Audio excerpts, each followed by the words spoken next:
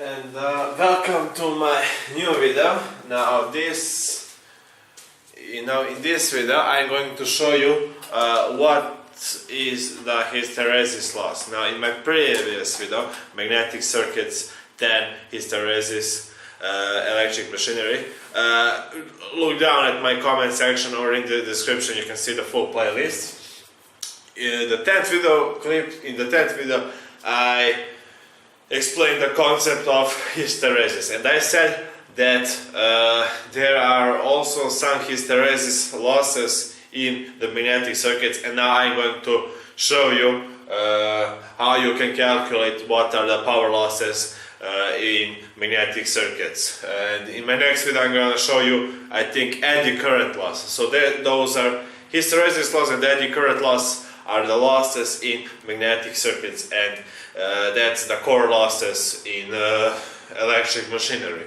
And you will see that it is important to know this stuff when you are an engineer and when we are going to study induction motors, synchronous machines, transformers, DC machines not that much, but these AC machines, yeah. So now we had in a previous video this magnetic circuit, and I showed you what happens when I have a sinusoidal current that goes here, and you saw the hysteresis loops and the hysteresis and the magnetization of this particular magnetic circuit. So I'm not gonna do that again, just go to my previous video. Okay, but so, and when we have this hysteresis, so this is one kind of hysteresis, the energy goes in one period of time, the energy goes from the source to the magnetic circuit. But there is another point where the energy goes from the magnetic circuit to the energy source. But the energy that goes from the source to the magnetic circuit is much higher than when the magnetic circuit returns some of that energy back to the source. So there is a power loss in the magnetic circuit that dissipates in heat, and that is called the hysteresis loss. And I'm going to show you how can we calculate I'm going to show you the equations, and we will see how you can measure those losses. For example, now if we neglect or ignore the resistance of this coil, there is going to be an induced EMF E that is equal with Faraday's law N number of turns times the change in the magnetic flux here, dF by dt. So this is the derivative of the flux by dt by some small period of time. We don't use this minus sign. As you can see, if you have any literatures in electric machinery, nobody puts this minus. So this is like a scalar in this point. So we don't use this minus sign. If you learn physics, electrical engineering, you know that this here should have a minus sign by Faraday's law, this Faraday's law, but we don't, this is a scalar for us. So if this, here we have an induced EMF in this coil, okay, now the energy is equal, this is the energy from time t1 to t2 is equal to the power dt. So this is a basic physics formula for every physical equations, but the power here, we have electrical power, is equal to the induced EMF times the current. So EI by dt. So we replace P by E times I. From point T1 from T2, integral from T1 to T2. Now, we have Faraday's law here, that is equal to NdF by dt, and we are gonna replace this into this equation. So in the next column, you will see that you have an integral. We don't know the intervals now, but it is equal to, now instead of E we write m df by dt times I times dt. Now here we have the in the denominator, and here we have the denominator dt. So these two, this dt and this dt, cancel each other out. Now we have the integral ni df, so here the change in flux, and because we have to use integrals by the derivative, we go to flux 1 to flux 2. So here we have just another equation. So this is also a way you can measure the energy. But it isn't very useful for us right now. So instead of flux here, if we said, we know that the flux, magnetic flux, is equal to the magnetic flux density times the area of this magnetic core. And dF is equal to, A is a constant. The area of this magnetic circuit doesn't change in time. Only the magnetic flux density on this hysteresis loop changes. So we have that dF is equal to A, which is the area, times the derivative of the magnetic flux density. And if we put that I is equal to HL divided by capital N, this is from the Ampere's circuit law, we get that the energy will be equal to, now instead of I, we write this magnetic field intensity times the length of the mean length of the magnetic circuit divided by number of turns, and here stays. So instead of I, we write this. So this was the current times dF is here, this area times the derivative of the magnetic flux density, and we get this equation. Now n and here n cancel each other out, they delete each other out. We have the length of the mean length of the magnetic circuit, and we have the area. So these two, L and A, are the constants of this equation. So the constants in integrals can go in front of the integral, and yeah, so that's it. Now, because we have to integral this by dB, it doesn't go from flux 1 to flux 2, it goes from B1 to B2, some point B1, B2. For example, here and here.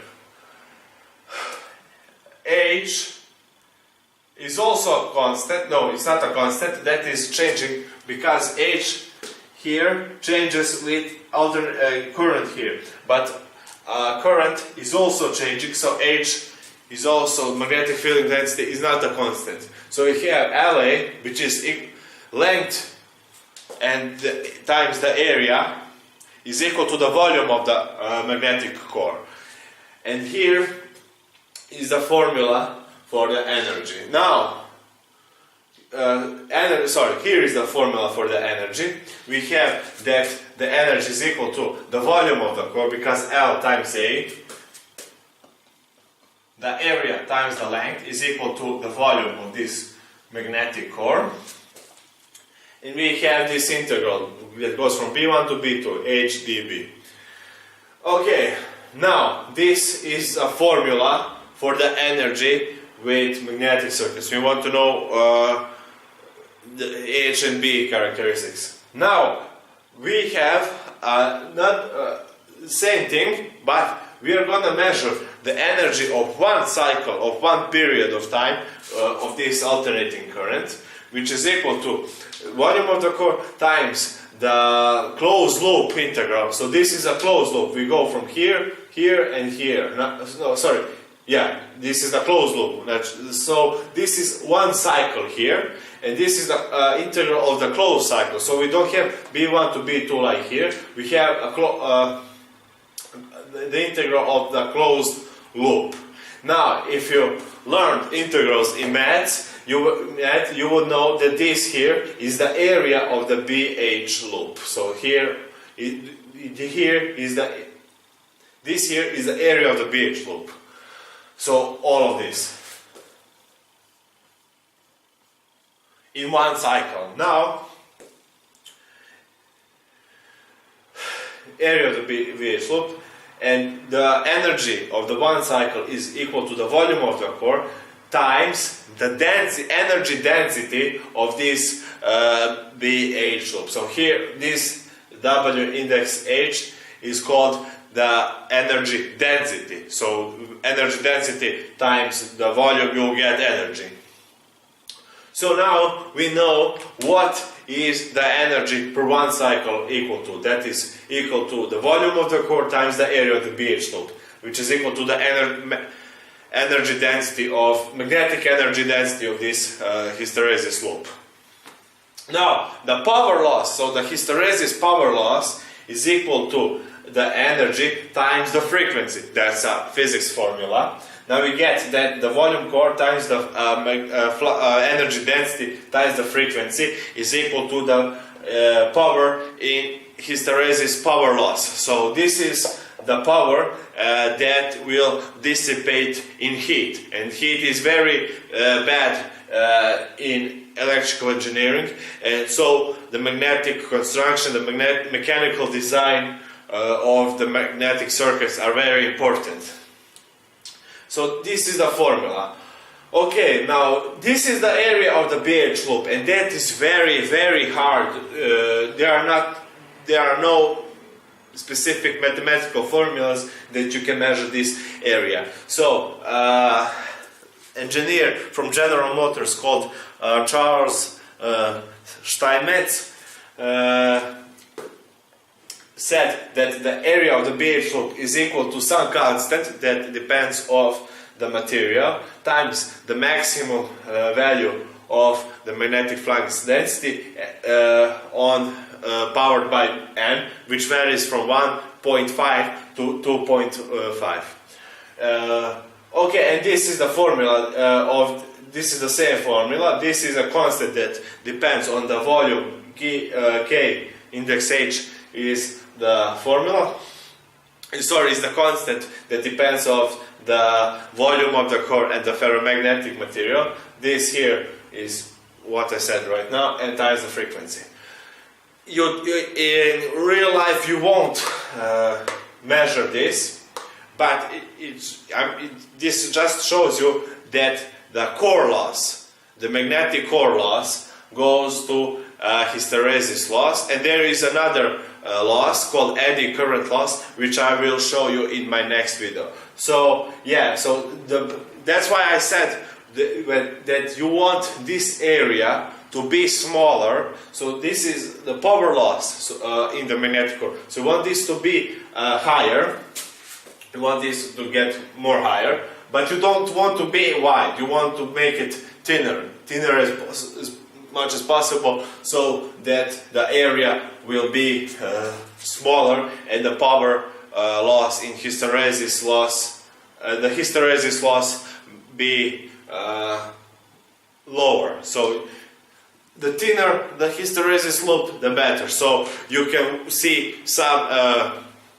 You can find on the internet hysteresis loops for different kinds of magnetic materials. And also, this is a very important thing to know, that the power loss is proportional to the frequency. So if you did some electronics in your life, you know that for higher frequencies, not 50 or 60 hertz, but megahertz, gigahertz in electronics, and you need a transformer, you don't use ferromagnetic materials because the power loss is huge when you have megahertz and gigahertz in small electronics. Then you use a different kind of material. But in electric machinery, you usually have 50 or 60 hertz, depends where you live. If you are in USA or Canada, you have 60 hertz. If you're in Europe and some other parts of the world, you have 50 hertz. So that's it for this topic. I hope you now understand what are hysteresis losses, and see you in my next video. I'm gonna show you another losses that goes in magnetic circuits called eddy current losses. See you in my next video.